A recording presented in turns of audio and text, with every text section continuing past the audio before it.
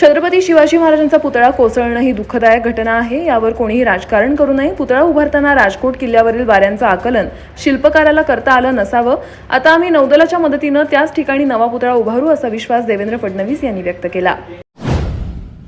राज्य शासनाच्या वतीनं द्राक्ष बागायतदारांच्या समस्या प्राधान्यानं सोडवण्यासाठी प्रयत्न करणार असल्याचं प्रतिपादन उपमुख्यमंत्री अजित पवार यांनी केलं. वाकड येथे 24 ते 26 ऑगस्ट या कालावधीत आयोजित द्राक्ष परिषदेचा समारोप उपमुख्यमंत्री पवार यांच्या उपस्थितीत झाला. त्यावेळी ते बोलत होते.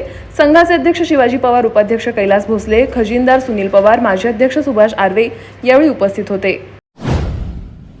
खासदार सुप्रिया सुळेंनीही शिवरायांचा पुतळा कोसळल्यानंतर नाराजी व्यक्त केली, तर बांधकाम करणाऱ्या कंपनीवरच प्रश्नचिन्ह उपस्थित केलं. सुप्रिया सुळे म्हणाले की शिवाजी महाराजांचा पुतळा आज कोसळला. तो पुतळा उभारण्याचं काम ठाणे जिल्ह्यातील कंत्राटदाराकडे सोपवण्यात आलं होतं. त्यानं आपलं काम कसं केलं असावं हे आता उघड झालंय. ही व्यक्ती आणि तिची संस्था यांना सर्व खात्यांच्या काळ्या यादीत टाकायला हवं अशी आमची मागणी असल्याचं ट्विट सुप्रिया सुळे यांनी केलंय.